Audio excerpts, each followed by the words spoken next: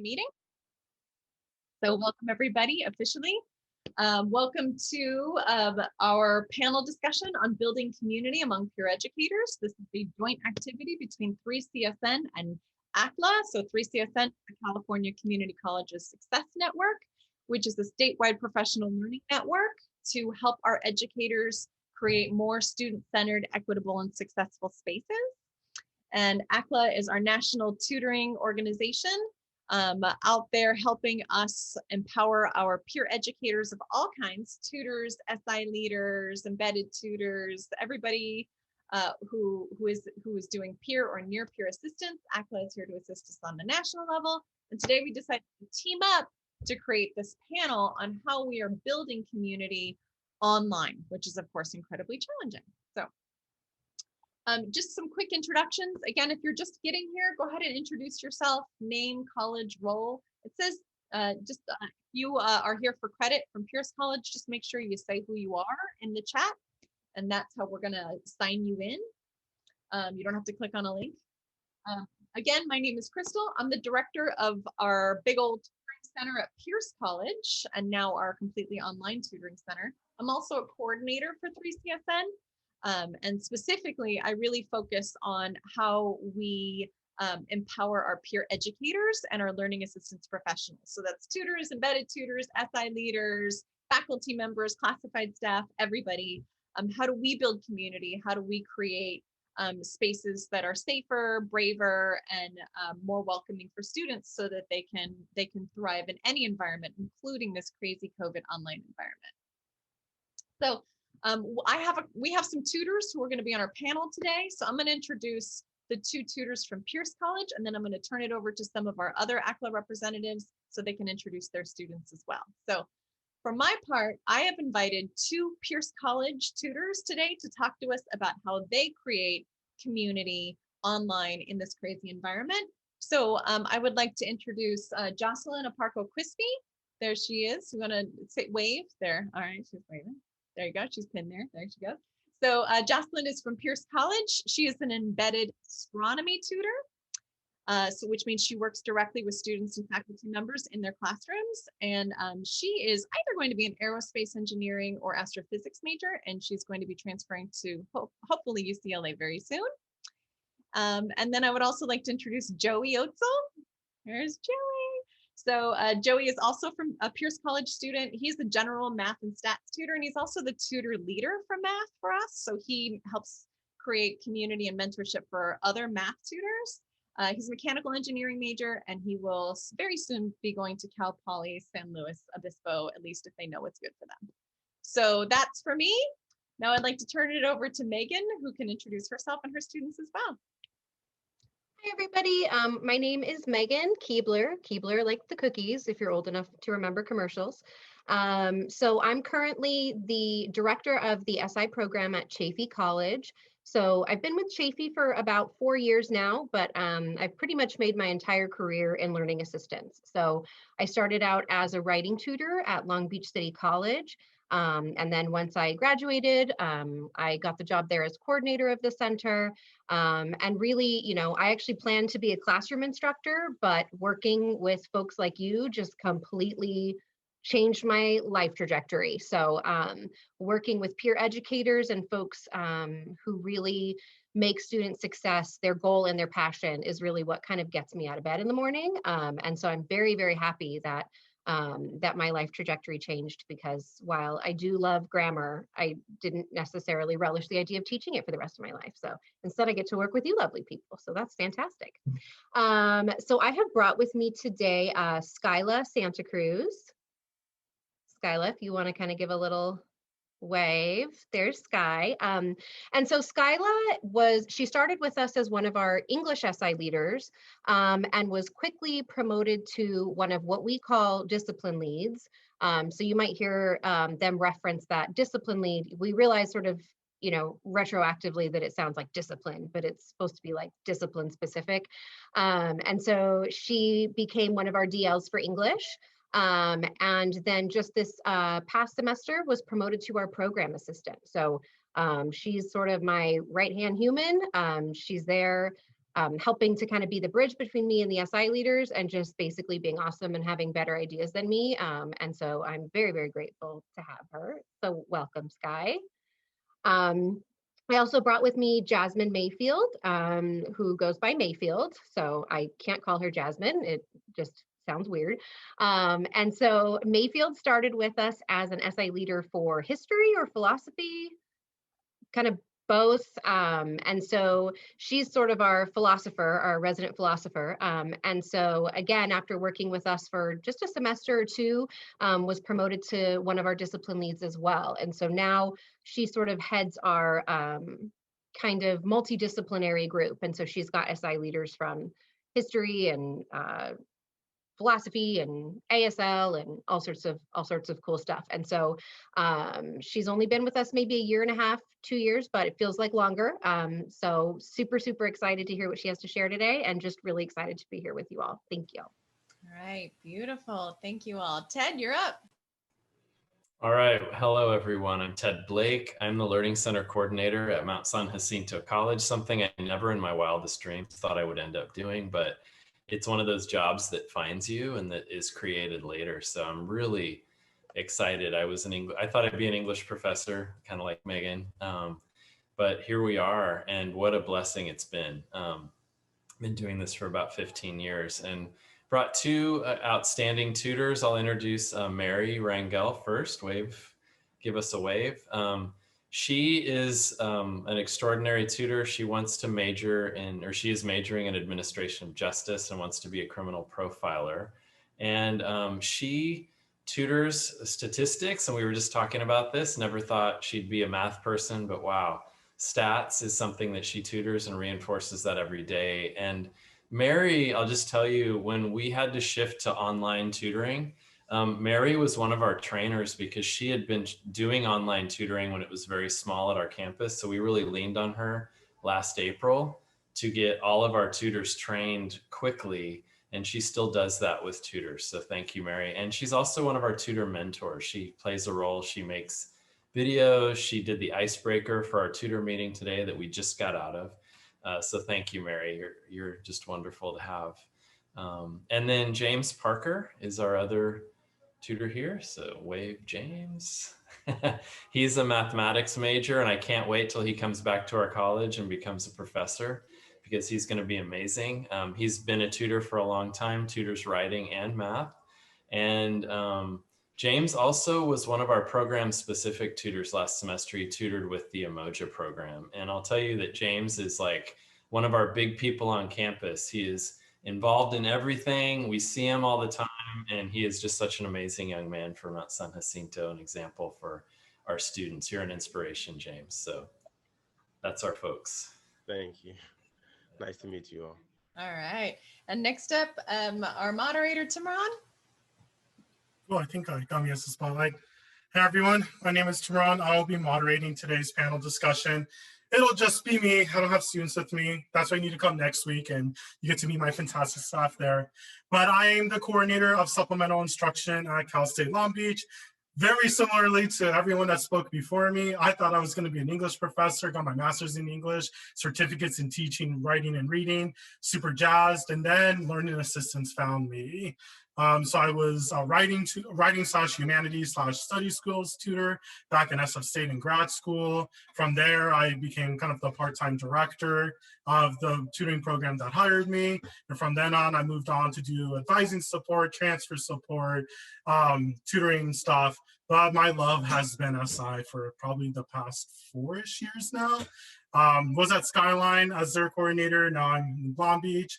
I'm also professional development coordinator for ACLA, so I help coordinate and present wonderful events like these where we can bring people together and really just talk shop about learning assistance, tutoring, SI, and stuff about our jobs. Oh, thank you. All right. So just to set a couple of quick ground rules so we kind of know what direction we're going and how it's going to work. I just want to talk a little bit about how today is going to go. Today, kind of our goals are to think about some strategies that work for all of us when we're working online, especially, and engaging students in conversation and community. We also want to talk a little bit about how we can apply what we talked about today to our own practice. We'll have a panel for the first hour. So we'll hear from our student panelists about how they're creating community and connections in an online environment. And then at the end of that hour, if you got to go, go. But if you want to stay, we'll have some breakout rooms where we can really dig into what we learned, what our strategies are, how we can share what we know, and maybe even generate some questions for further inquiry. So, so for now, everyone's going to be muted. We're all going to start muted, but you know, this is going to end in a dialogue. So if you have questions, please do type them in the chat. The chat is for you. Please interact, ask, answer each other's questions, give each other props, give each other lots of reactions. I mean, sometimes, you know, we need to really step it up to create community in some of these Zoom environments. So please do use that chat, use those reactions liberally. You know, give people props, let them know what they're doing. Sometimes it can be pretty alienating talking on a Zoom call, so please do use it liberally. If you want to raise your hand, I'll show you how to do that. If you can't raise your hand, you want to talk, you can put a 1 in the chat.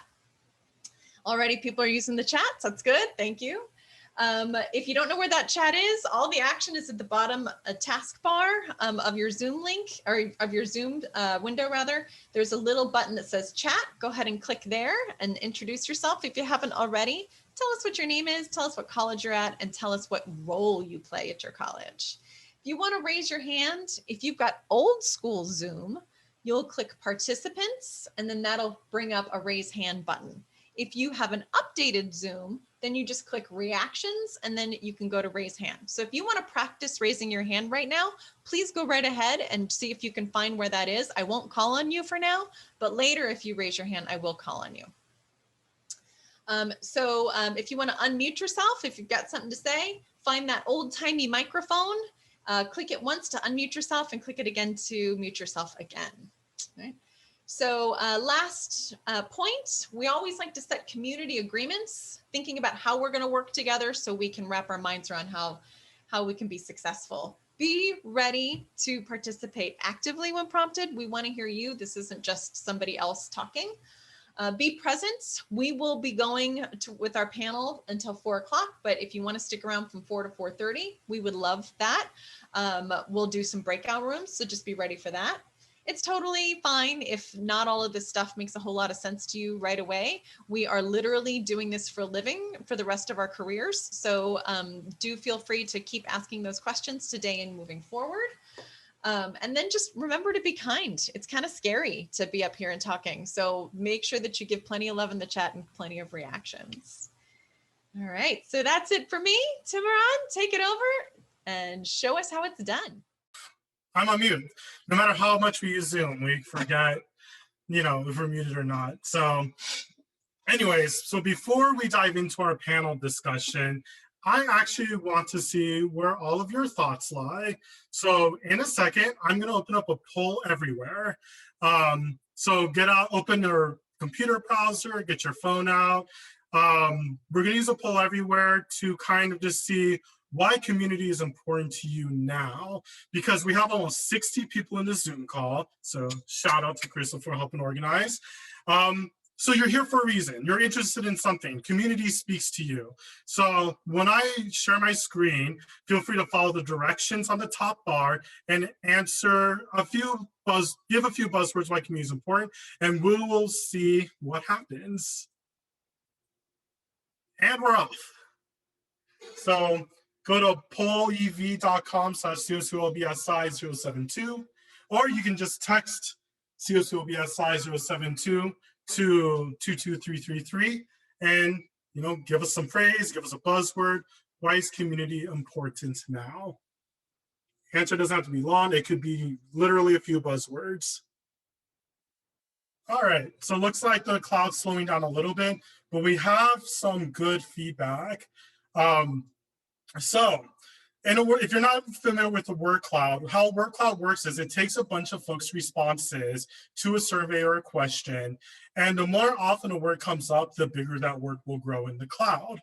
So it sounds like panelists, as you're approaching your questions, some of the really big stuff that folks are throwing out there is making connections, developing friends, getting support, building a network, taking care of our mental health, we're stuck in a quarantine. So what does what does community building mean in this environment? So, keep these buzzwords in mind because this is what our audience is gravitating towards as well.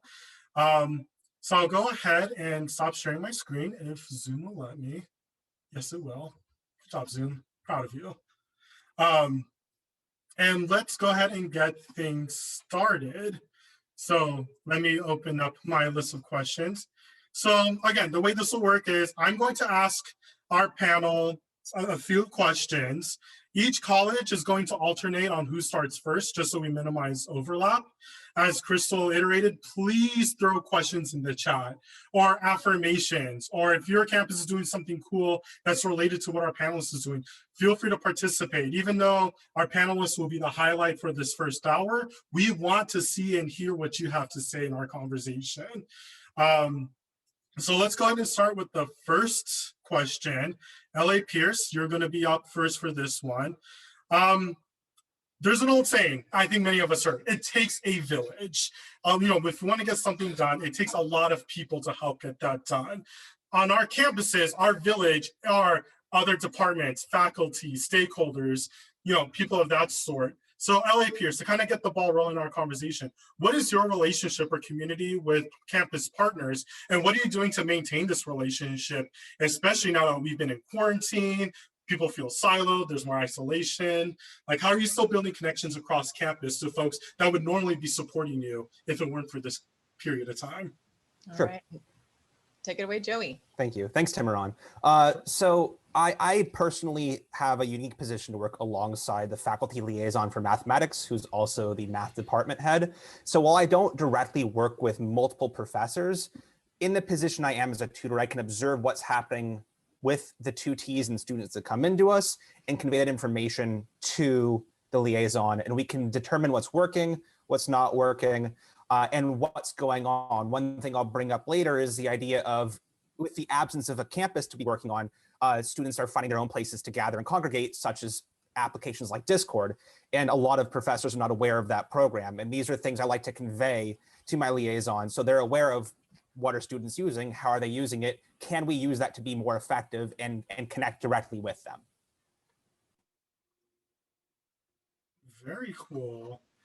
And then Jocelyn, go ahead and go next. Yeah, hi. Well, something that I always say about the connection with the faculty is that it's really important whenever you're working with teams, because the idea of a team is having collaboration, understanding the roles that you're in, understanding the goal that you're going forward. So whenever I am with the faculty, which it won't be very often, but I always try to make it as often as possible just to know the feedback that I get from them, because they are the people that know what is going on in the classes. I asked them, what do the students need? What do you think they are not understanding so much? Do you want me to help in some other way? And I got really good feedback from them, and I use that feedback to translate that to the students whenever they see me or whenever I get the chance to talk to them. Something else that I want to mention about that is that, again, with Discord is something that not many professors are so aware about, which I intend to always tell them, hey, you can use Discord, which some professors, thankfully, they were really open-minded and opened their own Discords for the classes that are having tutoring for. Right on. So I heard a lot of good stuff there. It sounds like one of the best ways to maintain a community and have other campus partners involved in your program. Well, let me spell my me. So, not that sounded egotistical or anything. So it sounds like faculty have been a really good source of support for those cross-campus relationships.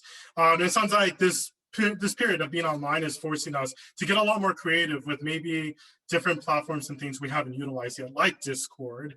I have a Discord on my campus, just internally, and we can talk about that later, but Discord's popping. with the amount of customization. I'm not paid by Discord, so I'm just speaking from experience. But I want to kind of throw the question to MSJC and ask, Mary and James, like, are there different programs? Is your experience pretty similar with working with faculty? Is there anything else that you've been doing on your campus to foster this community? Mary, I have already seen you unmute, so let me go ahead and spotlight you, and why don't you tackle that first question, or tackle the question? We have monthly place meetings. Place meetings are the Peer Learning Alliance for Collaborative Education. And so SI will be a part of it. Peer research assistants, first year experience mentors, learning services, and we all just get together and we train. We have people come in. Our last meeting, we had a therapist come in and help us with like stress relieving stuff. Nice. How to deal with the whole pandemic and being able to help our tutees. And yeah, that's our main thing. So it's monthly. Mhm. And they're fun. We make them fun. So it's cool to have that. That's really dope. So you have campus partners coming in for professional development to help your staff out, to kind of get them to boost morale and get them more motivated to engage and do their work. Mhm. James, do you have anything to add with what you guys are doing on your campus, or certain campus partners you've been building community with during this period? Yeah, I personally build community with my classmates, definitely, because and other groups like clubs such as Umoja that I'm a part of. But me and my classmates also set up Discord, like Crystal, like they were talking about, because we don't, you can email the professor, but some professors don't have face-to-face Zoom lectures. They'll just have video lectures. So both of my math classes, since we've had the pandemic, has gotten together with Discords, and then we help each other, keep each other up to date on things and build community that way. Our tutors stay in the Discord as well, and we interact, send gifts, and always support one another. Like if someone is sick or can't have their shift, like instantly you'll see that someone covered it. Like you'll just see it in the Discord. And someone mentioned that today in our tutor meeting, how every time we see that someone can't make it to a shift, it's picked up so well. So the relationship between two T's, classmates, different clubs, MSJC is really like a family. In my eyes, that's what I've been seeing for the past 3 years, even prior to being online. So That's awesome. And honestly, you gave an answer I should have expected, but I didn't, because when we talk about the campus community, at least from the coordinator lens, we're thinking faculty, departments, things like that. But I love that you're emphasizing, like, it's the peers that have to build the community too, right? So it's like you're reaching out to clubs, you're working with your peers, classmates that may not be tutors, but you're connecting with them to build that sense of belonging, which is so crucial during this time. Let's kick the conversation to Shafi College. So Megan, Sky, Mayfield, who are you building community with in terms of a campus community level? How are you maintaining those relationships during the pandemic? Please feel free to share. Something that I would like to add is that we like to do breakout sessions on fostering relationships with faculty, and helping like SI leaders. Like during those sessions, we help them create like their first email to their instructor, because that can be very intimidating and scary, especially if it's like their first time SI, like being the SI leader's SI instructor, like working with them. And then something that we also tell our leaders to do at the beginning of the semester is to, when they have their first meeting, is to fill out an instructor questionnaire. And like there, we really try to aim for the SI leaders to set the boundaries with their instructors. So how many times a week are you willing to meet with me? Like when's a good time to email you?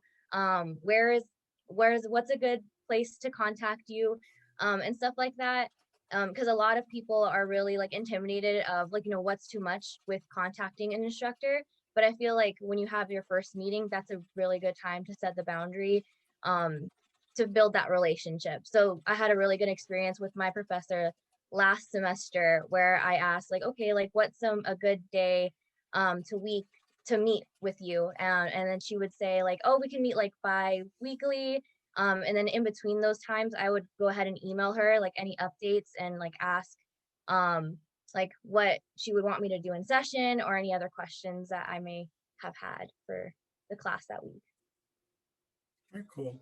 I love that point about checking in with the faculty, because I think that also reminds us, like, this community building has to go both ways. We need, our campus partners, faculty, see where we are, but you taking that extra step to see where they are and then building a game plan moving forward is awesome, and just shows like community is a two-way street.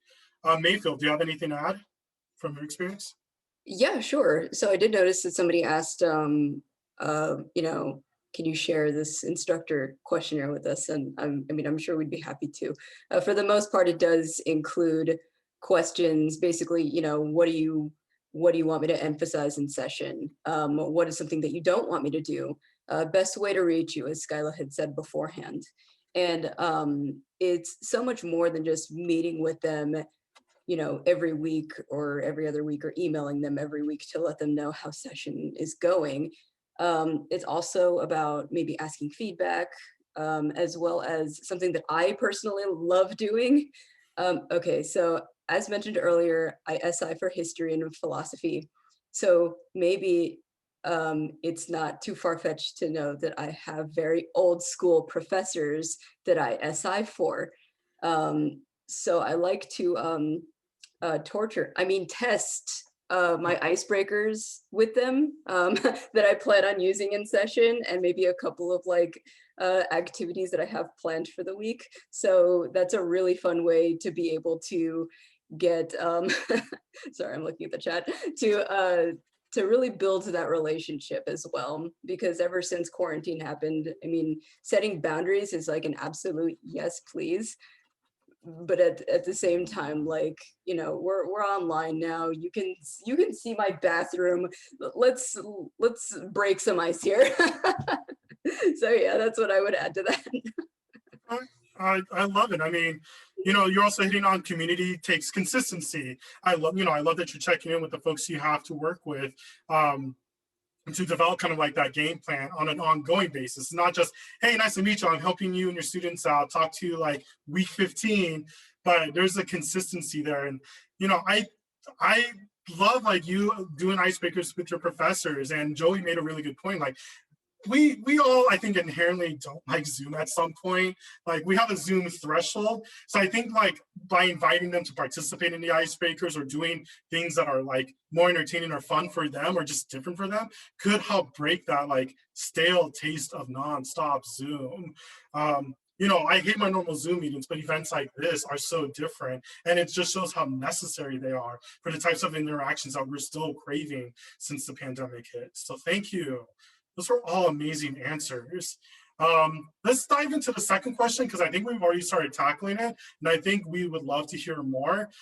So let's focus from the campus level and get down to a more local level, and let's think about our team, our fellow peer educators, our fellow tutors, aside leaders, what have you. So what are you and your team doing to build community amongst your program or your learning center? Let's start with Mount San Jacinto College this time.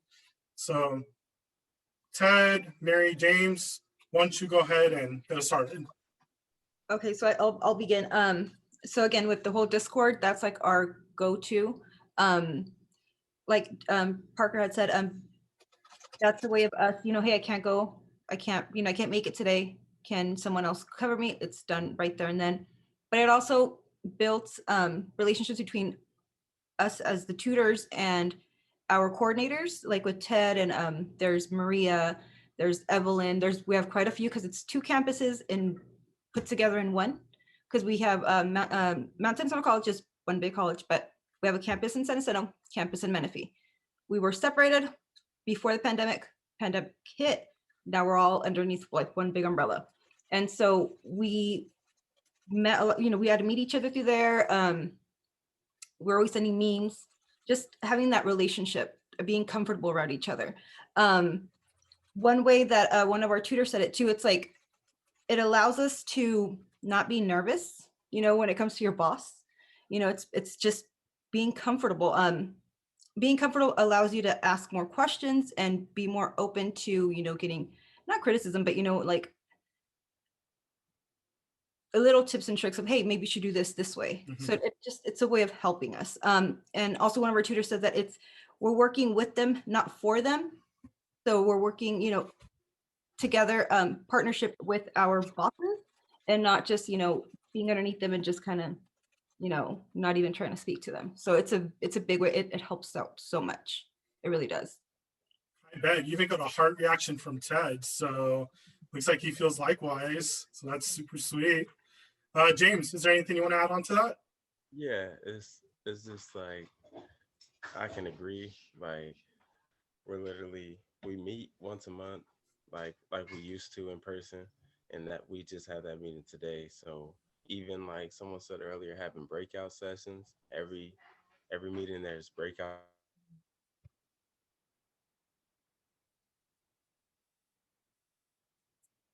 I'm doing that camera test for me if like I'm freezing or he's freezing. I think he's freezing. Yeah, he's Okay. So we'll swing back to James with meetings. Oh, yeah, you're back, James. You were lagging on us for a minute, so we actually missed a good minute. Do you mind kind of going back, talking about your like monthly trainings where the team gets to come back together? Because I would hate to not cover that point. Okay, yeah, like in the monthly meetings, we really have breakout sessions, like similar to what someone said earlier. We have breakout sessions to where we can tackle questions like how we're doing now, but as a small group, and then bring it back to the whole group. Nice. And one thing that our coordinators do that I've noticed is that they will jump into our tutoring sessions throughout the week and just check on us. Like if the room is empty and there's no tutees there, every single coordinator that I have has jumped in to say, hey, how's it going? If you need anything, I'm here for you. Just, kind of check on you. Like they really care about you as a person.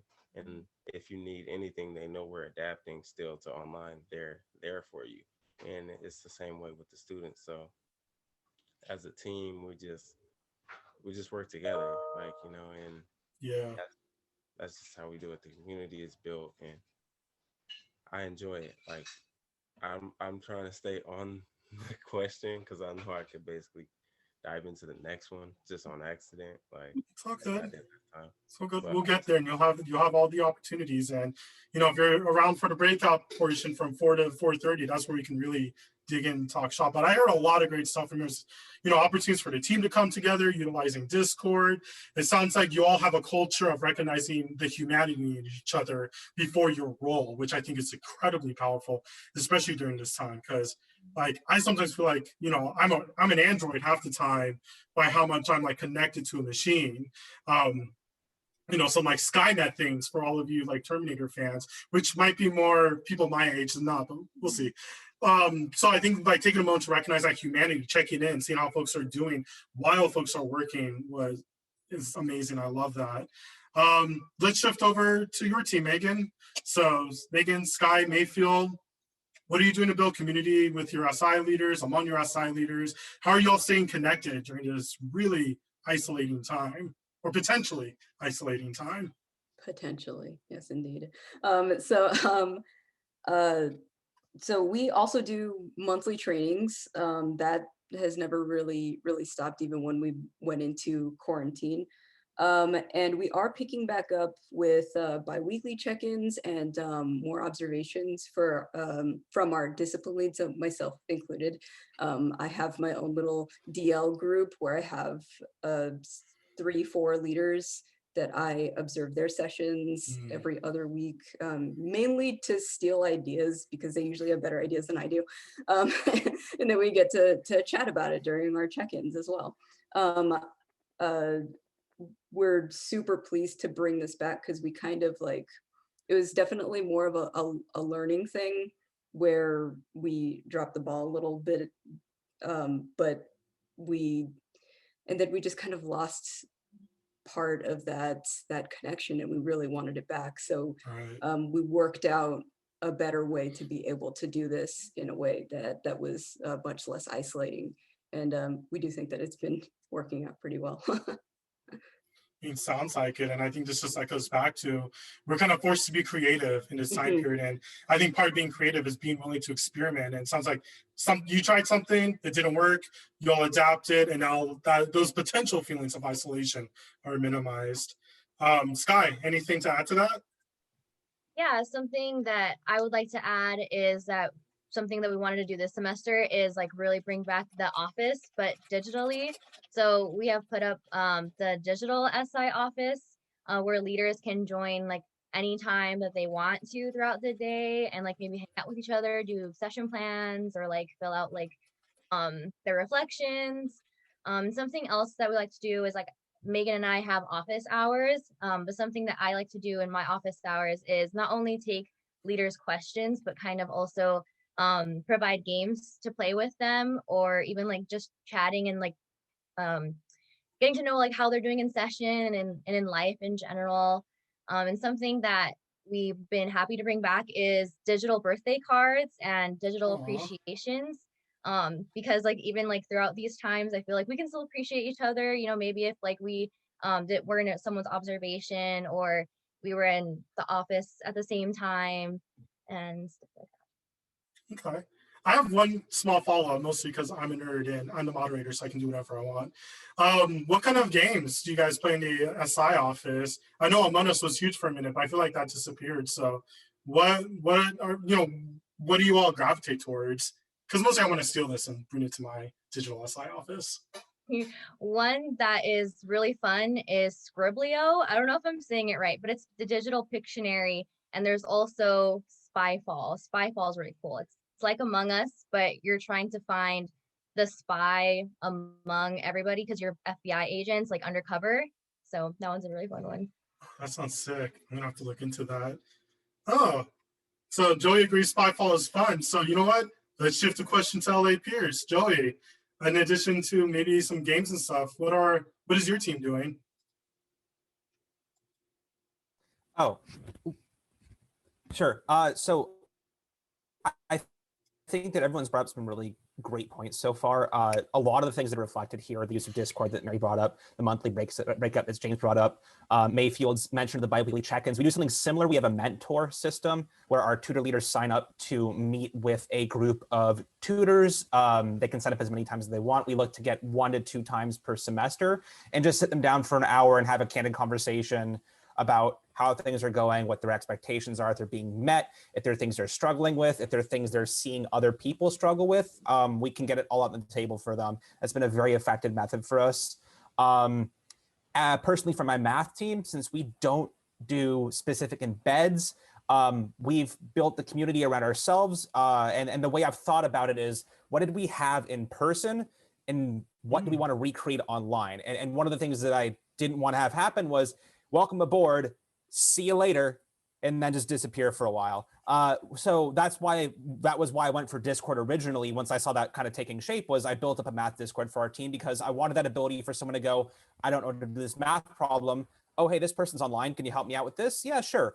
So we pushed that really early on to maintain a place where we could have professional communication and just casual interaction like we've had in person at the Center for Academic Success. And we've also expanded. We like to do stuff like Jackbox every so often and like that too. So it's a combination of communication professionally, just interacting with a human being, and the ability to have some fun as well with it. I love that. I'm hearing, I think a lot of these answers are pointing towards like, what are some ways that we can replicate the physical learning space and turn it into a digital learning center space where we can kind of reconnect and, build community, to overuse the term. Jocelyn, is there anything you want to add to what LA Pierce is doing? Well, okay, can anybody hear me? Yeah. Okay, good. Okay, so something that I do is ask the professor what would they want. And the good thing is that I got a good feedback from the astronomy liaison. And he said he would like to have a astronomy club. And I said, okay, I can do that. So what I did is I built up a Discord for the LPC Astronomy Club, where some of the astronomy tutors are there, and also we have the students there. So the people who are very, very invested on astronomy, the astronomy field, and probably the engineering part too, are welcome there. And that's how I have built up the connection between some of the tutors and the students and the professors too. Mm-hmm. Very It's a nice. really good combination. Yeah, it sounds like a lot of cool things going on different levels. Um, so we're actually making a wonderful time. So I think let's go ahead and transition to the last question. So we all work in learning assistance because we want to help other people on some level. We get joy and gratification for helping that student come to that new moment of learning. It's like, whoa, right? So a big part of building community is engaging the students and like providing that communal space for students utilizing our services.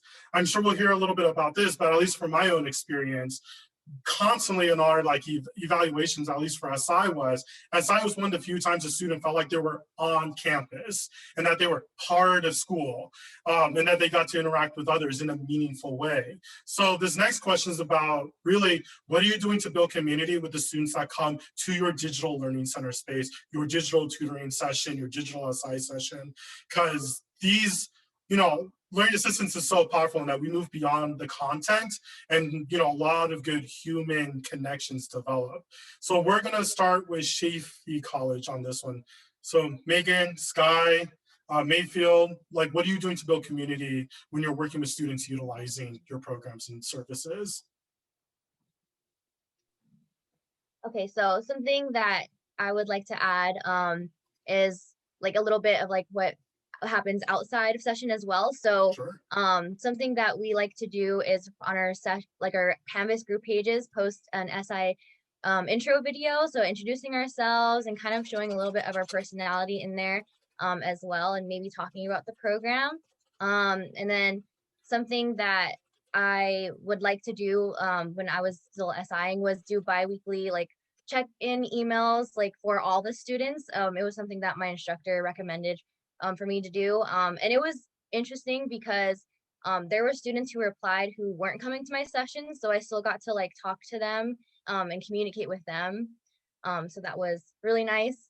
Also, like if we wanted to make things more anonymous, there's like Google form check-ins where we got to hear from students also from outside a session and inside a session without knowing like who they were. So we get to have that communication with them also, why they aren't coming to session, or like what's something that's in the way that's stopping them from coming into session, or if it's just the times that's not working for them. And then something that I really like to do was do SI workshops with the instructor outside of session. So what these workshops usually were, they were Q&As run by the instructor and I. And the students really like that because sometimes they wouldn't get to see the instructor. I had like synchronous courses, fully like asynchronous, I'm sorry. So they never got to meet their instructor. So that was something that helped them as well. That's really cool. And what I really loved about the first part of your answer is I think a lot of our conversation focused on some mode of synchronous engagement and building community. But I think like with the Google form check-ins, your kind of bi-weekly hype emails or check-in emails, or I forgot what terminology you use. I think those are like also suggesting there are asynchronous ways we can still build this community. Like we don't need that active Zoom window to like feel like we're getting to know someone or connecting. Mayfield, is there anything else you want to add to how you're building community with the students taking advantage of your program? Yeah, absolutely. So within the session, I usually like to make use of icebreakers in a way that's like relevant to the content that we might go over, especially in a way to sort of process what's going on when you're in philosophy or history. Like there's kind of a lot to work with right now. So so I do enjoy, well, enjoy is a weird word to use, but I do like to ask them various questions, like what's your quarantine hobby? What sort of hobby did you just get into or get back into? Stuff like that. I also like to ask them just kind of how they're taking care of themselves as well, if they're comfortable with sharing that sort of information, because like I know self-care is like a really popular topic, but it's also a very personal one. So I like to give them that option, whether they want to share that. We've also opened up, we normally have like a segment in our sessions called Campus Resources, where we share any particular resources in that our school is offering. We've opened it up to community resources as well. So if there are any food banks, if there are COVID testing sites that are preferably free, we can share those as well.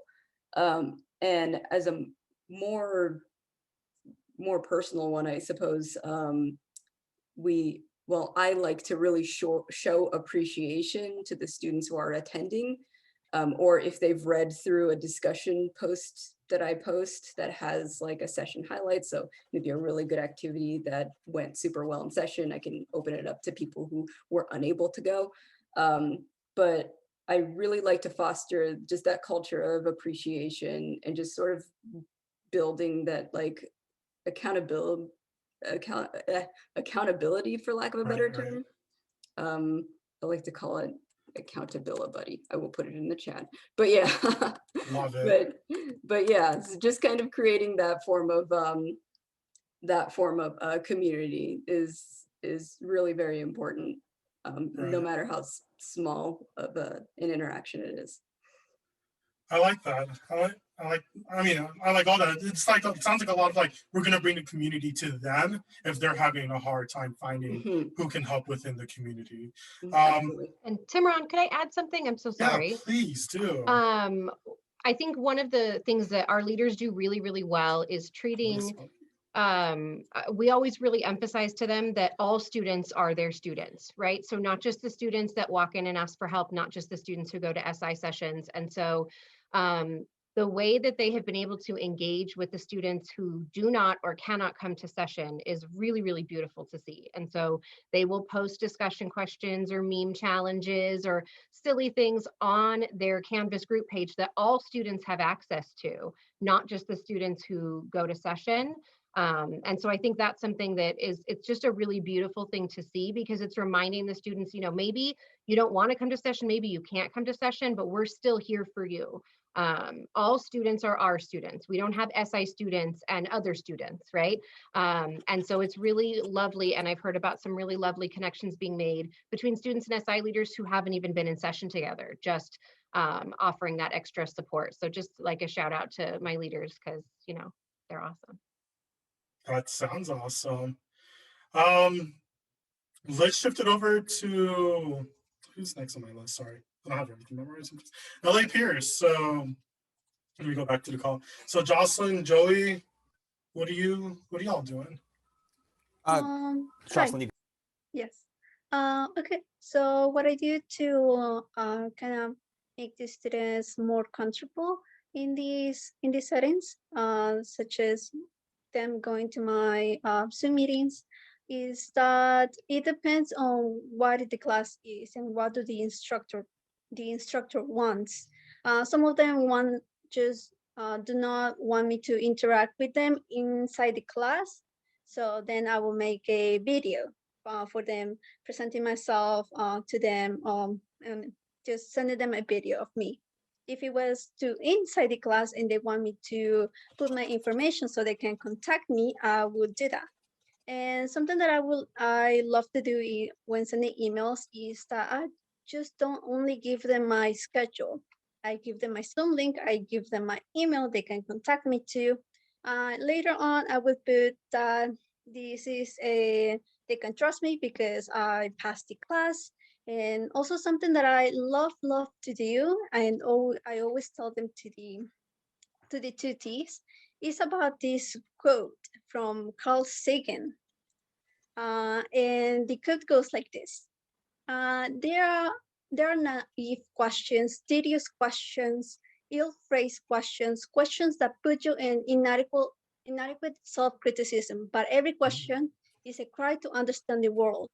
There is no such thing as a dumb question. Love it. I always tell them that. It got to my heart when I was a little kid, and I just tell them that too. Apart from that, is always to make connection with them and tell them who are you? Like a little 2 sentences. And I always tell them I love astronomy. My favorite sport is swim. And my favorite genre of music is rock and classical music. I love it. So a lot of like kind of bringing everything back to that humanization element of you got to get to know who you're working with as human beings. That's what is going to get them to come back, gravitate towards you, open up and build those connections. Um, so getting deep into this conversation, I kind of lost my own sense of time. So this is going to be my bad, but kind of hard to stop discussion or hurry things up because I think we can all agree we've been hearing some fantastic things. But it is 6 till 4 o'clock. So I do want to make sure that we give time for what we want to call the trolley stop, where we'll throw out some announcements, some updates, some things verbally and through the chat. But we definitely encourage, if you have time, if you've been liking what you're hearing, to stay on past 4. That's where we're going to go into breakout rooms, and that's where we will take a lot of the themes, questions, stuff that we've introduced to our panel and talk shop with folks all across this room, because I think all of us have some awesome ideas to share. We'll go into a little bit more detail at 4, but Crystal, you want to take us through the trolley stop real quick? Yeah, thanks, Timoran.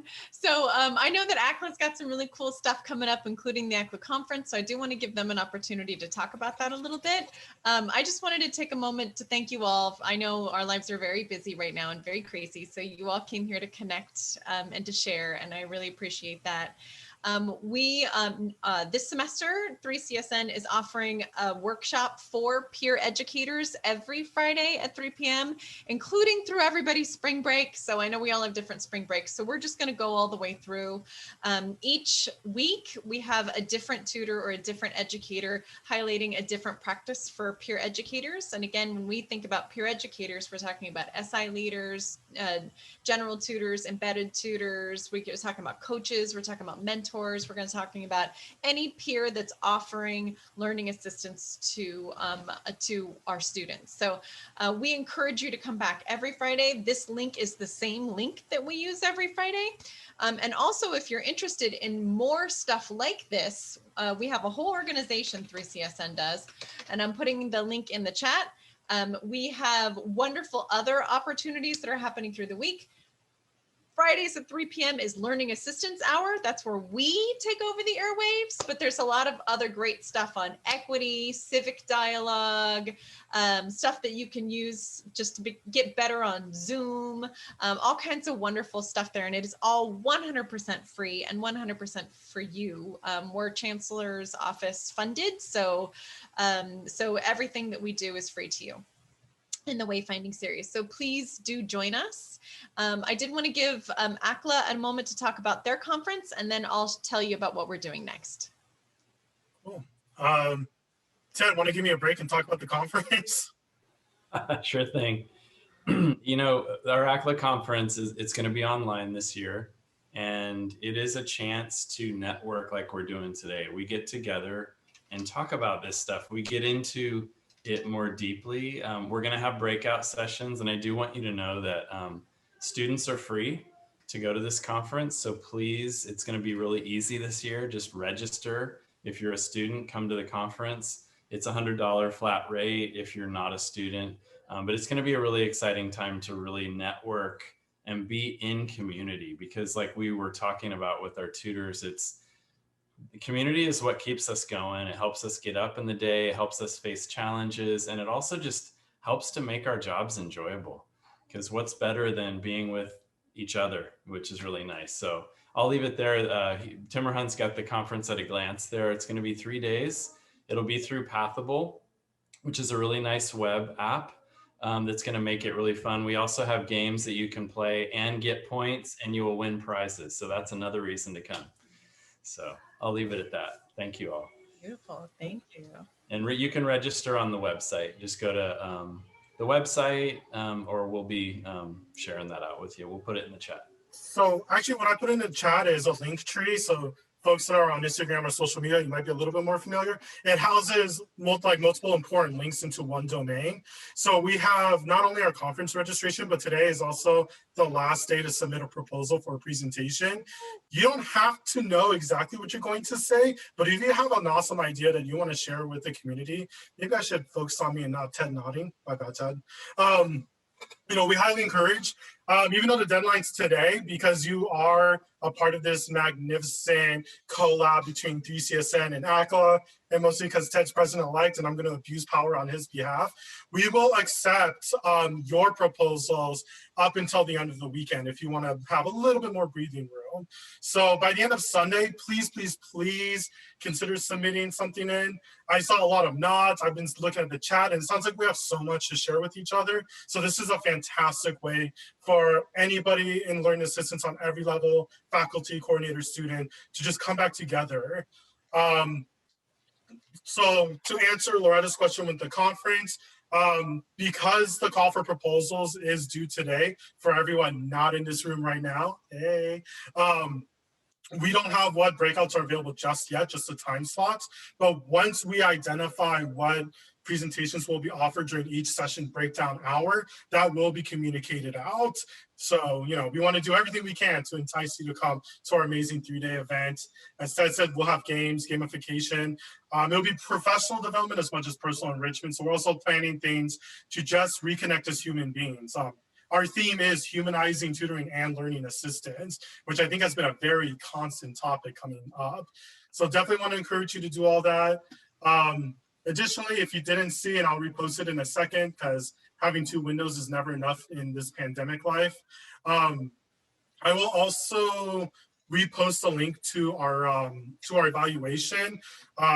This feedback is going to help both me and Crystal plan for anything else we want to offer this year. It might also give us insight to what people are really interested in. So if we're noticing like a lot of people want to talk about building community, that could be something we'll emphasize in the conference for a session breakout or something along those lines. So, hearing from all of you within the community is super important to us. So please be sure to do the form before you log off. But we are now at 4 o'clock, so I'm going to hand the torch right back to Crystal to get us set up for the next half hour.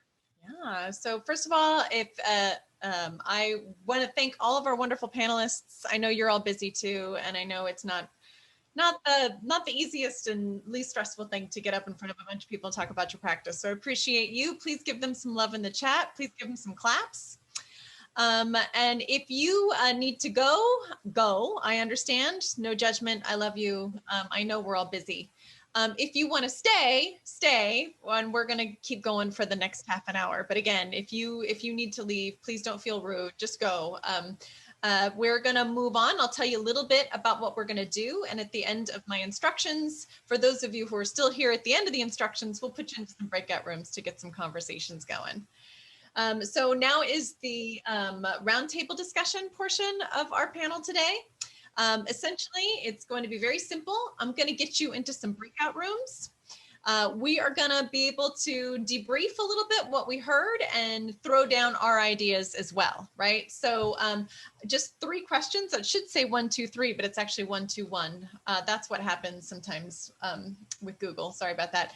But essentially, the instructions are very, very simple. I'm going to put you in groups of 3 to 5. You're just going to take like 1 minute per person to just go around, say like who you are, what your name is, what your college is, what your role is, and also maybe just a little bit about why you came here today. Then we're going to have a discussion, and there's 3 questions that I would like you to explore. If you explore these, great. If you go off into another direction, that's okay too. These are just there to get it started. Question number 1 is, what did you hear today that might be helpful to you? So say it out loud, talk about what resonated with you, how you might apply these ideas to your own practice. Question number 2, what other strategies have you used to build connection and community on your campus? And again, you can talk about strategies to connect with tutors, faculty, or students. And then the last question, which is supposed to be number 3, is what questions do you still have? Inquiry is forever, right? We're never going to get this stuff answered.